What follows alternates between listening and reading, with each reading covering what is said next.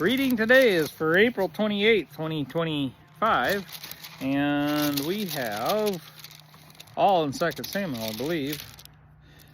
Chapter 15, chapter 16, and we get 17 as well. Part of, 17 through 14, through verse 14. And what we have here is Absalom taking over the kingdom.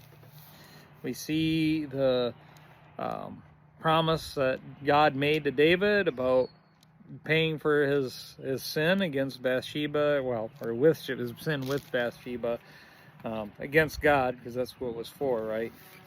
We get to see that take out, and David has enough wherewithal to not fight, to leave, and to allow Absalom to come in and make his own way, which will be evil. David does set Absalom up with some bad counsel that was arranged, and it looks like it's going to work. We're reading what we know now, but Absalom was very patient about it, very methodical about it, and trickily took the kingdom from David. But it's interesting that one thing that stuck out to me, that David prayed, "O Lord, let Ahithophel give Absalom foolish advice." Interesting there. So that was his prayer to God. He asked God to do that. One other thing that I noticed, that, let's see, where'd that go? It was all set up that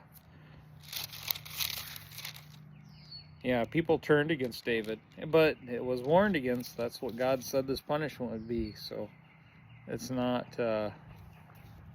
unknown.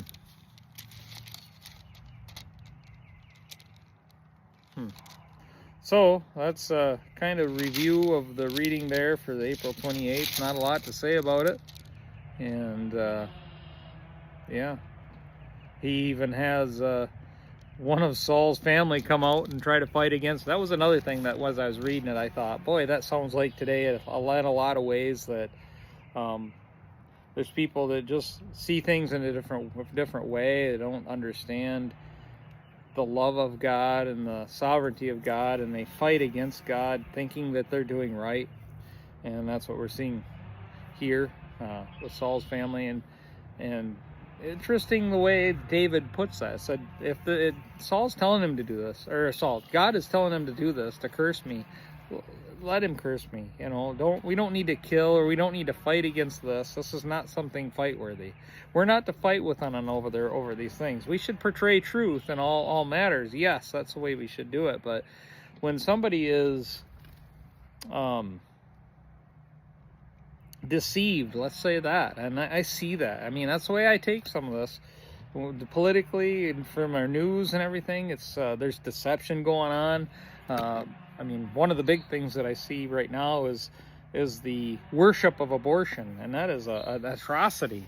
I mean, that's essentially the god Moloch, the god Moloch, kind of revitalizing the god Moloch had put it into the people's hearts to worship him by sacrificing their babies.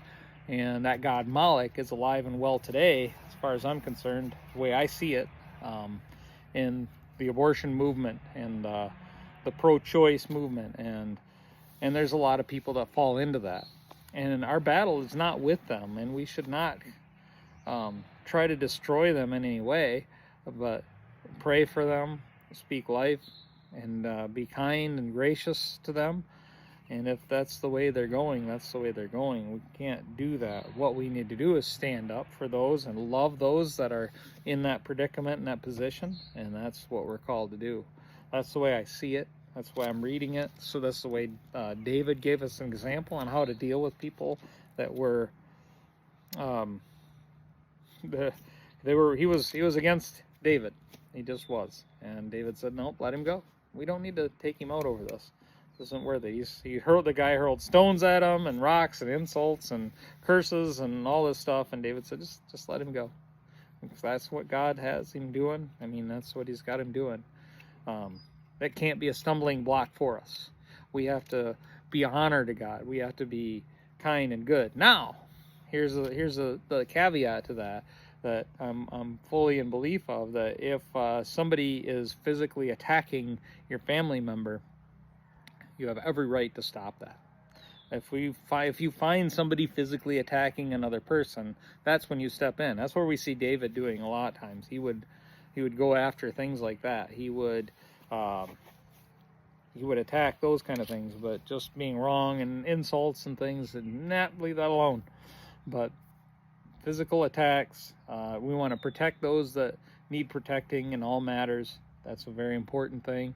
And anyway, that's what I'm thinking of April 29th, April 28th, yep, April 28th reading. So peace. May the peace of God rule in your heart.